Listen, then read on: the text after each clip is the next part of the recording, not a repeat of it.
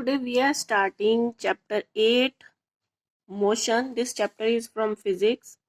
See, in everyday life, we see some objects at rest and others in motion. Every day we are seeing that some objects are stationary, that these are not moving, and others in motion, that those are moving.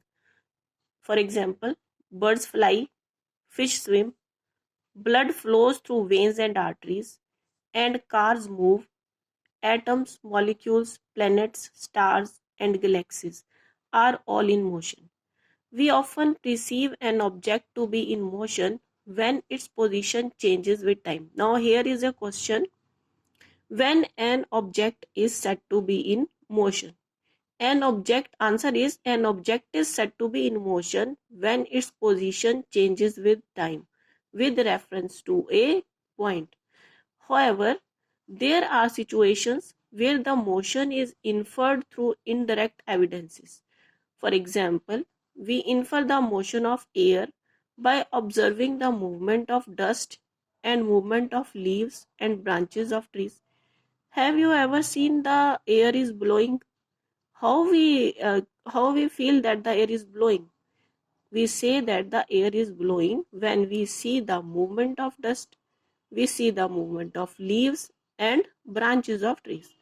What causes the phenomena of sunrise, sunset, and changing of season? Is it due to the motion of earth? Everyone knows that due to the motion of the earth, the season changes, the sun rises and sun sets. If it is true, why don't we directly perceive the motion of the earth?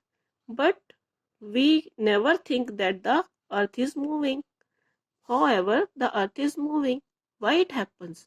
Because the earth is moving with reference to sun. We take sun as the reference point. With reference to sun, the earth is changing its position.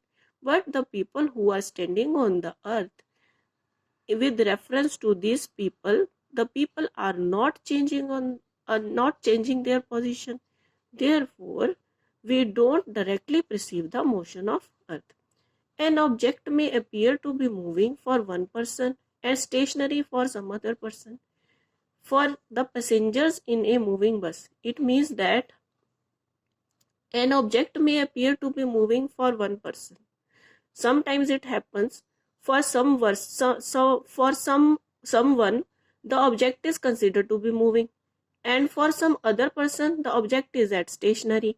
For the passenger, for example, for the passengers in moving bus, the roadside trees appear to be moving backwards. When we are sitting in a moving bus, we see that the trees are going in backward direction. But actually the bus is moving in forward direction. Now here, when we perceive that the bus is moving in forward direction, and we see that the trees are going in backward direction. Now here the motion of the bus is referred with the trees outside the window. Now the trees are stationary, but the bus is moving. But when we consider the two persons sitting in the bus, then the persons are at rest with respect to each other. Now, see here, an object may appear to be moving for one person and stationary for some other. For the passengers in moving bus, the roadside trees appear to be moving backward. A person standing on the roadside perceives the bus along with the passengers as moving. However, a passenger inside the bus sees his fellow passenger to be at rest. What do these observations indicate? It means that there is some reference point with respect to which we take the movement of an object or the change in position of an object, which refers us the motion of the object. See here, most motions are complex. Some objects may move in straight line. Now here the types of motion are given. See, the question arises here: name the types of motion. Some objects may move in straight line, means straight line motion. Others may take a circular path, means circular motion. Some may rotate, means rotatory motion, and few others may vibrate, means vibratory motion. There may be situations involving a combination of these, but sometimes there a combination of these motions also arises. In this chapter, we shall first learn to describe the motion of objects along a straight line. We shall also learn to express such motions through simple equations graphs. Later, we shall discuss ways of describing the circular motion. Now, see here, describing motion. We describe the location of an object by specifying a reference point. Let us understand this by an example. Let us assume that a school in a village is 2 kilometers north of the railway station. We have specified the position of school with respect to the railway station. In this example, railway station is the reference point. We could have also chosen other reference points according to our convenience. Therefore, to describe the position of an object, we need to specify a reference point called the origin.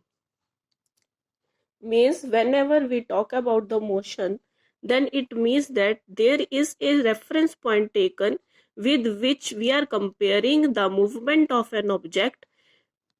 Then we say that that object is in motion. Means there is a reference point. This reference point is also known as the origin. Now,